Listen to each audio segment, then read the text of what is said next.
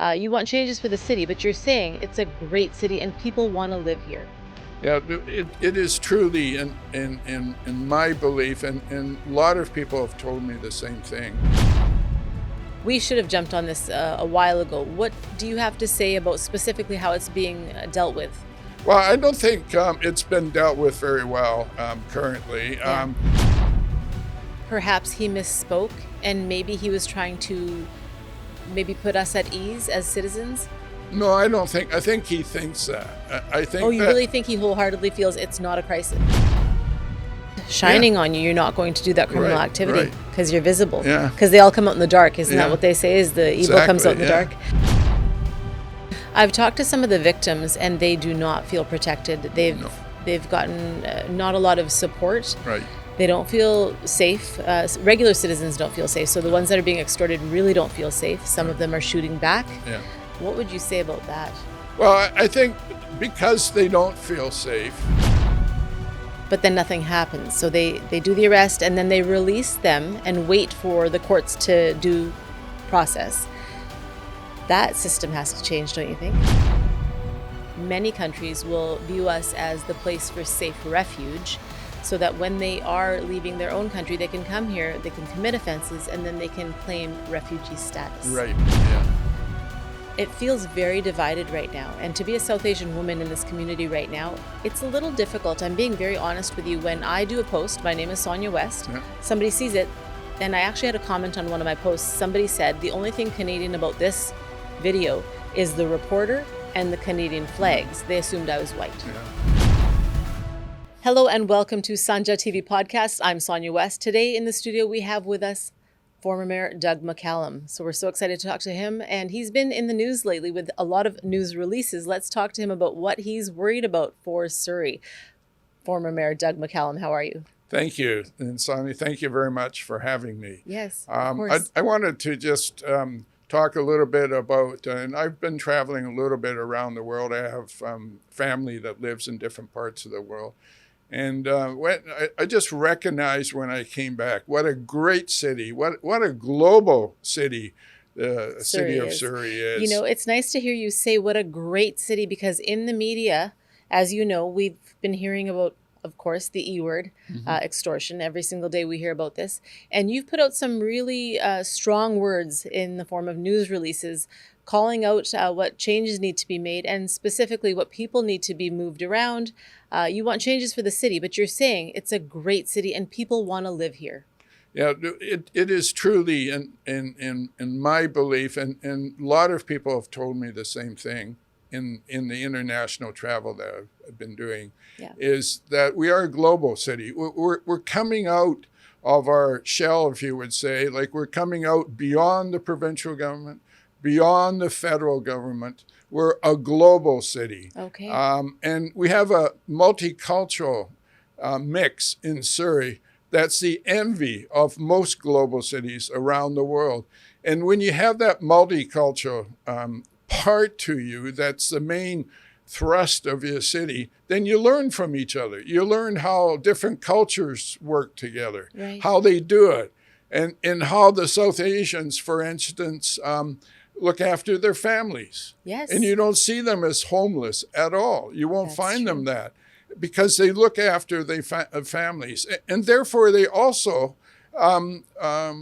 sort of save a lot of money in the healthcare because they look after their seniors. And I want to give you a small example. Yes. Because I'm always a believer of walking in Surrey. I talk to people.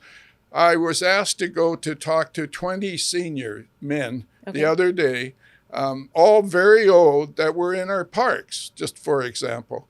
And they were asking me that if in the future I got in, again, that would we provide more places for them to sit. Covered places. Yes. And so when you look at that, and they want just a simple, table to sit at in our parks. Yes.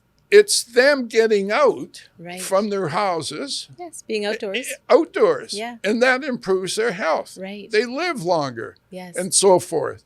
And so you learn from the cultures in your city and from cultures around the world. And I could go through what I learned in the last little while, which has been very educated.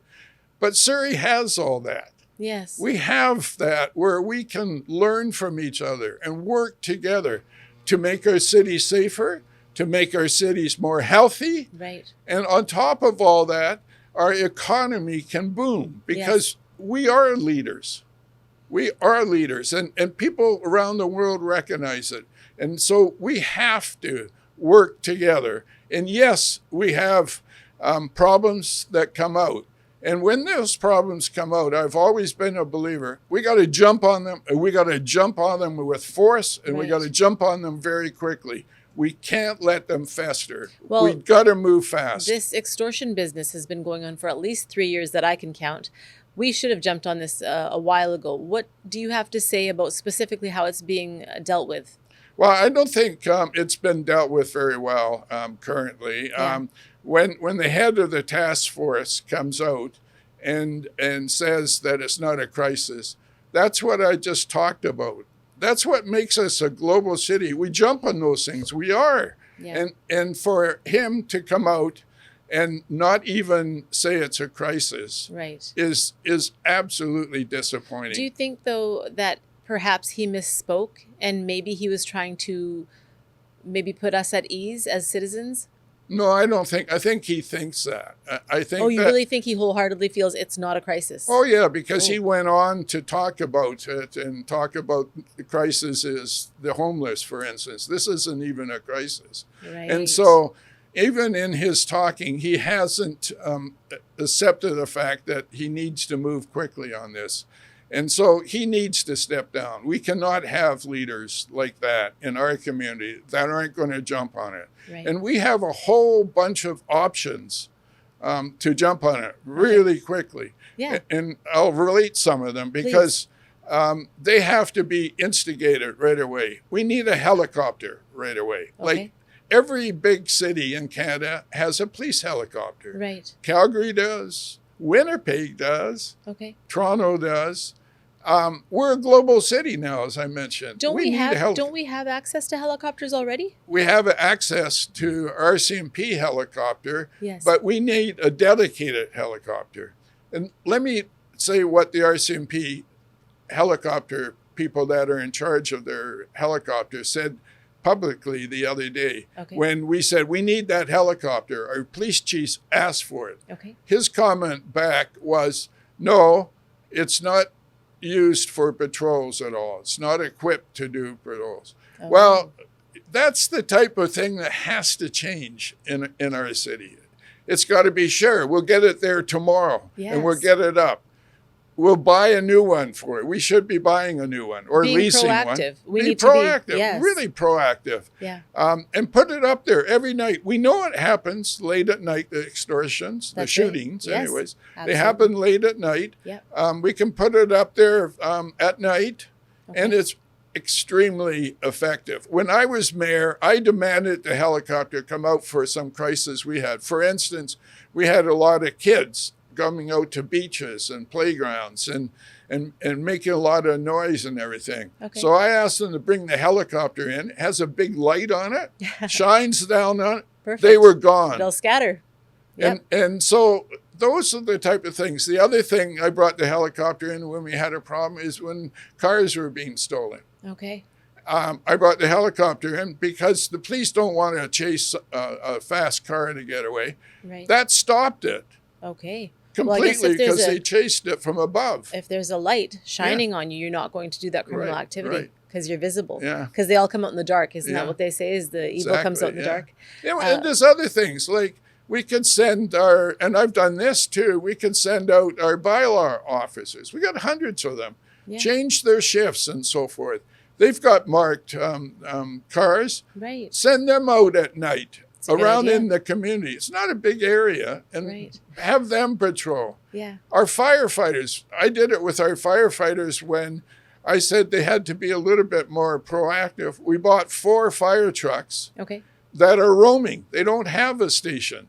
They roam all over Surrey. And so they're looking for proactive, dilapidated house. Well, that's a fire thing. And so they do that. Okay. And they talk to people out there. They go and show the people that they're out for their safety, and they go to football games and baseball games. And they park their car and get out. They don't stay for long, but people see them. Yes. At our kids' soccer thing. Right. And so that it makes our community feel safe is what I'm saying. It's that visibility. The Someone visibility, is there to protect you. I've talked to some of the victims, and they do not feel protected. They've gotten not a lot of support. Right. They don't feel safe. Regular citizens don't feel safe. So the ones that are being extorted really don't feel safe. Some of them are shooting back. Yeah. What would you say about that? Well, I think because they don't feel safe, Yeah. and they don't feel our police are protecting them, and this is their families, and I just want to say one thing about the families first. Like I have a family. I've lived most of my life in Surrey. Yes. And, I really feel for the families. I really do. I just feel so bad for them because I know what they're going through, and it's very, very sad. And it's the families that are affected. It's their families in bed at night. Yes. And I say to the task force leader, right. I said, you should not be about yourself and about the RCMP or about our police. Right. And you have to be with the people. Yes. It's the people that we need to do. And I've said to him, and I'll say it again here, is just let him think for a minute that he has his family here. Him and his wife go to bed. They say goodnight to their 3 kids. And they read him a story and put them in bed. And then they go to bed. Right. And at 3 a.m, some guy comes along and fires 9 shots into his house. That'd be a crisis. That's a crisis to me. That's a crisis. And to him. He has to understand that. He doesn't. He doesn't understand this is about the people in Surrey and their safety, not his, right. not the mayor's, yes. not mine. Yeah. It's the people in Surrey that live in Surrey that we have to protect. So I've talked to police officers who say we make the arrests, but then nothing happens. So they do the arrest and then they release them and wait for the courts to do process. That system has to change, don't you think? Oh, yeah. I've been very outspoken on that. There's a quick way to do that, is once they're charged and arrested, yep. then they should be put before the committee. There's a committee, immigration committee. Yep. And because they got a criminal charge against them, they can be shipped out right away. Yes. They should do that right away. Right away. A charge, and then just out of here. Yeah. And that way, the message will even go back to wherever they're from. Yeah, and whichever country they're from. Whatever country, then the word will get around in that country. Yes. That they don't want us, and you won't last there, and they'll be permanently banned from ever coming back into. Right. Well, the current message for people that are not part of Canada but are outside countries, many countries will view us as the place for safe refuge, so that when they are leaving their own country, they can come here, they can commit offenses, and then they can claim refugee status. Right. Yeah. Well, the message is they can't claim or they can't do criminal charges. Yeah, live here peacefully. Yes. Live here. I mean, we're a country. We're a city of immigrants. That's why we're a global city. Yes. I'm Scottish. I even have a Bible at home, which in the middle of it shows the progression of my people moving from Scotland to Ontario and then to Surrey. Okay. And that's what makes up it. That's why we are a global city. Yes. And so we have to be sure that we send a message that people are welcome here.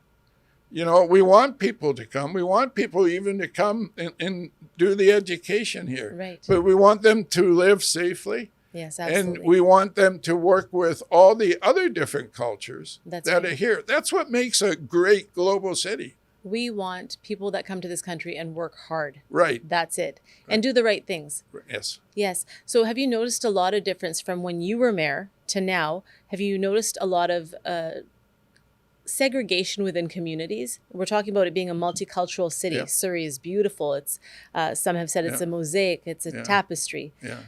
It feels very divided right now. And to be a South Asian woman in this community right now, it's a little difficult. I'm being very honest with you. When I do a post, my name is Sonia West, somebody sees it, and I actually had a comment on one of my posts. Somebody said, the only thing Canadian about this video is the reporter and the Canadian flags. They assumed I was white. Yeah. I don't see that out in the community, really. And I'm always promoting that. You know, for example, we're made up of, if you want to use the word, Indo-Canadians. We're made up with Filipinos. We're made up with the Chinese. Those are the three largest immigrants, plus people from Europe, like myself, or from Scotland. And that's, to me, the perfect thing for a global city. Is having all those live together. And to be honest, they all do live in a fairly, I mean, Surrey's big, but it's not that big if you take the agricultural land out. We all live in the sort of western part of Surrey. And we need to, as I mentioned earlier, learn from each other how people do. I have always been a big fan, and we got criticized a lot for allowing big houses on some of our agricultural land. That's right. But my belief has been they're great because they house 2 or 3 generations. That's true, yes. And this was maybe 20 years ago, and so I let them happen. And because I believe in the family and working together and keeping families together. And it saves so much, and it works extremely well. And now, 20 years later today, the province is encouraging secondary suites and bigger houses and housing people and more density and so forth. Well, there's even been those houses that you can put on your own property, the modular homes, I guess. So a lot of that is happening as well. I did notice within the South Asian community that there are different South Asian types, I guess, if you will, like almost like subsections. So there's the ones that were born here, like myself. I'm Canadian born. But I have Indian heritage, and I'm proud of both. I'm loyal. I sing "O Canada" as loud as I can with everybody. And but I identify as an Indian woman because that is where my parents were born, and I love and respect so much about that culture. It's unfortunate that at this time, I really do feel we've reverted back to like how it was in the 80s. There was a bit of racism, and I'm seeing that in the city. You might not see it, but me being South Asian and seeing some of the comments on posts that I do, I will see people say negative things, about deporting all of us. And I just want to make clear, who is it that we want to deport? Exactly. We don't want to deport all of us. There's some really great Indian people doing great things, which we recognize, when the floods happened or the fires happened or someone's hungry, they're welcome to come to the temple anytime and have a meal. There's no discrimination. We always welcome everyone. But that's kind of become watered down, and the highlight now is deport, and deport. I don't want to see exactly what you said happen in Surrey.